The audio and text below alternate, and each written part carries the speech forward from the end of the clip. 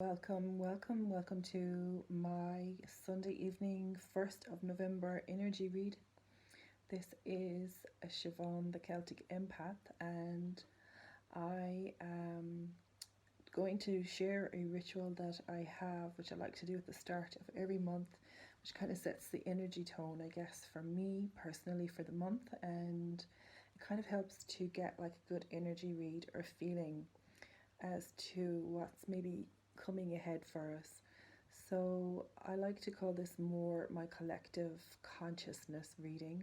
So this energy is going to apply for anybody and all of us who happens to see or listen to this video. And you can take this perhaps just as a bit of a guidance. It's to get kind of like my barometer read on what the general gist or energy feeling is going to be for the month ahead of November. And of course, that's lest we shouldn't forget, we've just come out of October, which is, and just gone past Samhain, the ancient Celtic pagan Halloween or Halloween festival. So the veil has been thinning all month in October. It's dropped quite a bit, and it's at its thinnest on Halloween night, which we've just passed, the 31st of October. And also we were having a double full moon in the month of October, which is very unusual. So we're at a very unusual point in history in the year of 2020, which we are not going to forget anytime soon. That's a sure thing. So for our fantastic blue moon that we've just gone through, we're now heading into Scorpio season. So this is not a reading just exclusively for Scorpio, but bear in mind that Scorpio is the sun ruling sign for the month of November, so we are heading into a revealing month. So where October was the veils been getting thinner and dropping, so it's allowing us to see more of the shadow aspect, helping us to break down those barriers. November is going to allow us now to really penetrate into that which has allowed to be unveiled or revealed to us. Of course, it's all choice whether or not we want to see and how we choose to see things, but we've been given this opportunity for November to further enhance any kind of deep internal work and shadow work that we have been doing or attempting to do. So with that, anyway, I'm going to I've already done my own energy work prior to setting up my space. So this is just a little sacred space I've just created really for tonight. And I'm using the Arcanum Tarot deck. So I've already set my question and my intention quite clearly for what the tone is going to be for tonight. So I'm just going to go silent now for a little bit, and I'm going to shuffle the cards, and we already have one that's fallen out. So we're looking for a general reading for the month of November. What would be the main points, the important energies for us to focus on, for us to look at, for the general collective energy imprint of November? What's going to be coming to the surface? So for those of us who are looking to go deep, looking to go into the shadow work, what is it that we may pay attention to now for the month of November? Thank you. My spirit guides, higher ascended masters, and of course the Holy Spirit.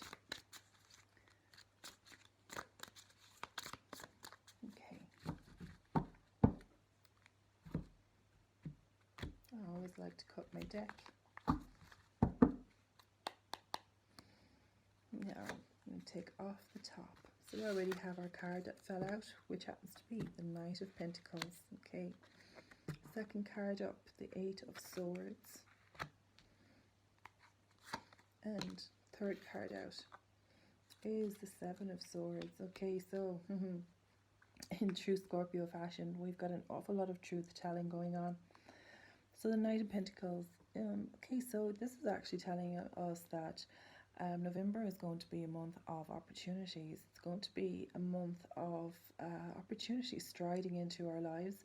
Now I'd be kind of suggesting from this that within pretty soon actually, because we're already in the 1st of November, so this horse is ready to come in.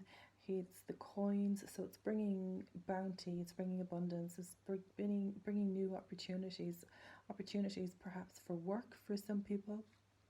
So November looks like it's going to start off really, really well for those of us who are looking for new opportunities, perhaps to make money. So perhaps maybe making goods, selling goods. Being a Pentacles, of course, is very practical based, so it's very business based. So we're going to be focusing a lot on the practicals, maybe, of business. So I see a lot of opportunity here, striding in early in the month. So this is going to be a priority. So I feel that kind of energy sweeping in there with the Knight of Pentacles.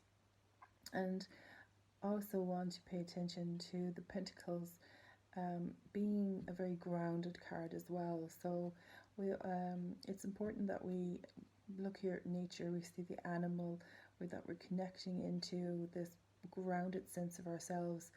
So I'm seeing here taking time for people who will be working hard, striving to move forward in their work area, or working hard within whatever your job or work area is, because there'll be so many opportunities coming our way. And of course, don't forget, this is a general reading. It's not specific to any particular person. It's not specific to any individual sign or to the signs. It's not specific to Scorpio. This is a general reading, very general, for what the tone is for November. So it's kind of like getting down to business, really, that people are feeling, I think, like a new sense of energy and movement is going to be coming in already, I think, for the first week. I feel for the first 2 weeks of November, there's going to be this sense of movement, getting stuff done, getting practical things done, just ticking off that to-do list, getting lots of little jobs, whatever it is, getting your social media content organized, ticking off that list. So it's very practical, it's very down to earth, and there's opportunities coming in there for many of us to help us move forward, perhaps to make money. So do the work as well. This card is also requesting that for those of us that have been doing the work and doing the practical jobs and getting the work done, showing up and getting stuck in, this is saying that opportunities then are going to come for the people that have been doing the work and showing up. So on the other side of things, we have then, of course, which sometimes doesn't look always very good, the 8 of Swords and the 7 of Swords. So these are the 8 of Swords. This is about restrictions. So it is a sad looking card. The swords are always kind of sad because swords are to do with the mind energy. So we're kind of all of a sudden moving from what's very practical based, which is maybe where we like to be, because maybe this is the easier part for a lot of us, is the busyness of life, the busyness of work. The 8 and the 7 of Swords are more about having to deal with our mind energy, with the intellect, with things that maybe are more challenging and more difficult.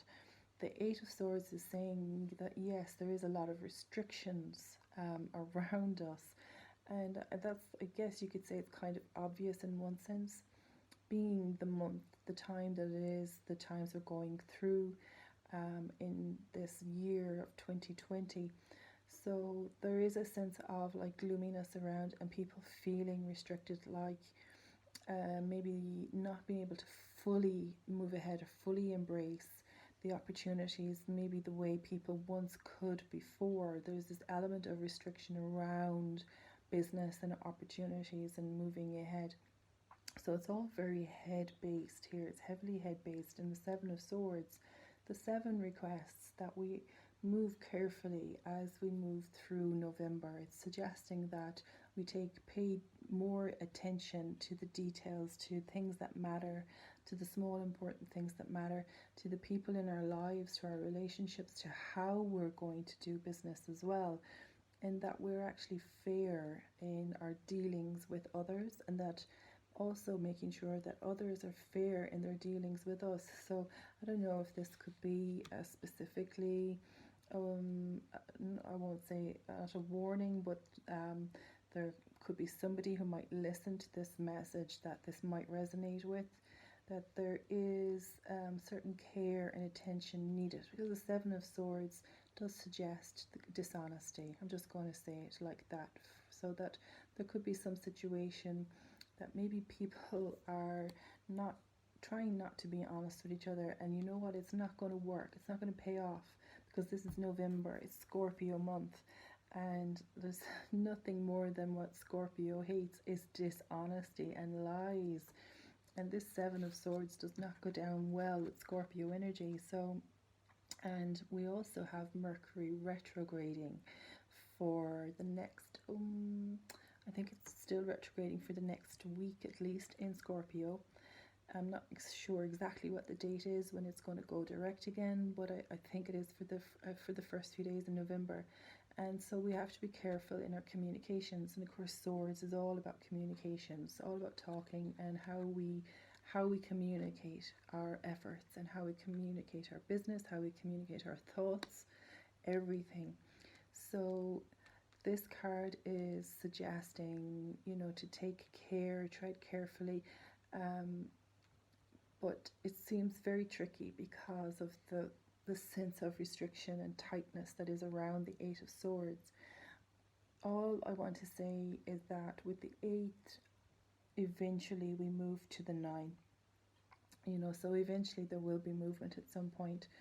So this is, I don't know if this means anything to anyone who'll be watching this. So the general sort of tone for the collective energy of November will be one, I think, where things that do not serve us anymore. This is my feeling looking at these two swords together, because we have this, see the archway here. So the archway, anything can enter through the archway and anything can leave through the archway. So to me this represents maybe kicking out the negative energy and bringing in the good energy. It can mean saying goodbye to this character here, or if we're not careful and in our dealings, that how we go about our business, how we go about our daily lives, how we communicate with other people, the things we decide to say, our responses to people or our reactions to people, we can end up inviting this type of energy. So there is a need for security. So possibly someone watching this might feel that the security in their home or their business isn't tight enough. Viruses on your computer, stuff like that, watch out for those type of things as well. So there is a big sort of shift in, I feel, with these two swords cards in relation to communication. Very important, I think. Communication, how we're going to communicate. On one hand, feeling very restricted and almost not wanting, feeling like people can't communicate. Look at how she's bound, and it's actually interesting. Okay, so her eyes are bound, but to me, when I see that, I think of the masks. The masks are on people's faces, which there's a certain restriction wearing a mask in people being able to really communicate and fully express themselves. Whereas here, she kind of doesn't want to really see. So we do need to think carefully about our words, but it doesn't mean that we should be afraid to communicate, because the swords is requesting, it's requiring us to find ways to solve our problems. It's looking at new ways perhaps to find that articulation for things that we want to say, and for new ways of thinking our way out of old situations. With this Seven of Swords, this could be an old problem, an old stagnant energy, something that no longer serves, that we need to kind of cut it out and help to move this energy out of our lives. So that's how I feel looking at these cards. So it's great that the month may start kind of, at least we need this positive, opportunistic beat. But The overall tone is, to be careful and considerate in how you communicate your message to the world and how you conduct business, or how other people are conducting business with you. Okay, so I'm just going to pick one more card, and this is from actually my favorite deck. It's from the Dragon Fae. It's Lucy Cavendish. It's called the Oracle of the Dragon Fae, and I'm going to pick one card, and these cards are so intense that I find that one card is always enough to use, and this will be the card that I will pick, that will be chosen for us to meditate on for the month of November. So this card will bring to our attention what it is that is going to help us in relation to these three cards here, for our energy to focus on, to help us problem solve, to help us dive deep, to help us figure out solutions to whatever type of challenges we're facing throughout the month of November. So restrictions around money, restrictions around expression, restrictions around old problems or old people that we're dealing with from the past that we still yet haven't found a final solution to.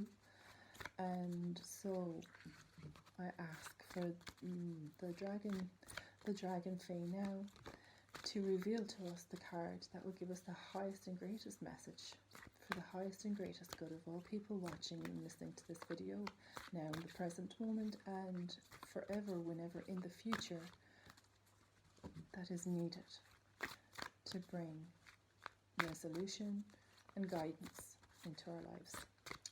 So, and specifically for the month of November 2020. Okay, so here we go with Tiamet. I'll just hold it down there. Tiamet. So it says, the Dragon Fae goddess Tiamet, you are stronger than you think. It's a number 15 card, 1-5. Okay, so I don't know if you can get, you can't see a really depiction of this. I mean, Tiamet this is actually one of the incredible powerful cards from this Dragon Fae deck. Tiamet is all mother, all goddess, all nature spirit. She is all that ever is and all that ever existed. She can be the original mother goddess, the mother earth. She's dated back in history, back to an ancient civilization, a Sumerian civilization, going back 2,000 years ago BC. So when Tiamet shows up, she is coming with the message that yes, life may be difficult and that you may very well be going through an extremely difficult time at the moment. But what her message brings is that these difficulties serve often to break us down, to break down lots of things, parts of us, inside of us that maybe need to be broken down, that need to be changed, and they can be transmuted and transformed. And what happens is that after we have broken parts of ourselves down that don't actually serve us anymore, in this, that Tiamet requires us to go through a rebirthing, and that what is happening now in this, really throughout this entire year, but we'll stick to November. November is the great reveal. The great shadow has been lifted. It's been lifted through October. So November, it's going to be exposed. Lots of things are going to be exposed. Things that we don't like, the truth, whether that's deep personal truth, something within inside of us that really doesn't want to be there anymore because it's not serving us in the highest purpose of our truest light, allowing our light to really shine as who we are, as like creator beings, as individuals, as powerful beings. And look at Tiamet, I mean, how intimidating is that card to look at her? I mean, she looks incredibly powerful, and she looks also, this is also the theme of nature, because she is the mother of all, the mother supreme. She is the mother creatress that everything came from. all the planets in the constellations. She's a star being, a galactic being. You can see this resonance of this. She's part animal, almost human. She's got different elements to her. So again, we're getting back to this idea of nature and how, you know, important nature is to us. Like, we need to keep reminding ourselves that everything in nature goes through rebirth and transitions and breaking down and changes and eventually into rebirth. And that is what is happening to us now. We are being rebirthed, and the month of November may well and truly be a painful month for some of us, because we're coming to face some very painful truths. And that is where I will bring in this card of the Seven of Swords, is again looking at the lies, the darkness, things that don't serve us anymore. What is going to be exposed? What is it we're going to see that we're not going to like? What is it we're going to hear that we're not going to like? It's all coming out in November. The Scorpio's power of the Scorpio is exposing. It's clearing the way. It's got the sword. And, you know, sometimes Scorpio does it in what's considered a very blunt sort of a way, but it's the honest way, and any Scorpio will tell you that. Scorpio will be honest, not meaning to be hurtful, but meaning to be, transparent, and meaning for the light of the sword to be seen, and not for the blade to be unseen, or to be blunted, or to be dark, but that your blade of truth must shine. So in all of its power, and Tiamet stands here in all of her power, telling us to be the powerful beings that we were always meant to be. So this is a very powerful message, and it's the message of perhaps going through some trauma in the collective at the moment, that we are going through collectively a trauma. But Tiamet wants to remind us that through this trauma, many new things become rebirthed and resown and regrown. And she's also comes with the message that we are eternal beings. We don't just die and expire and then there's nothing. There is existence. Tiamet has existed beyond centuries, and she brings this message of absolute, more than just hope, but this absolute knowing, the truth of knowing that you are a galactic star being, and that what you do here on this planet matters. What you do here matters. What you say matters. And what is it that when you do move on, when you do go to your next place, what is your legacy? What will you have done here to make this place better? Will you have done something that would have helped to improve the earth? Will you have spoken your truth? Will you have found your gifts and your talents? Will you have done your best to strive to live as this incredible, sentient, powerful soul that belongs to the universe? So that's Tiamet. I think I've probably given you enough to think about, but here is Tiamet in all her colour, illuminating. It's the rebirth, the great expose, and the rebirth is happening in November. So many darkness and truths coming to the light, going to be exposed, a lot of things exposed this month, so please bear that in mind as well.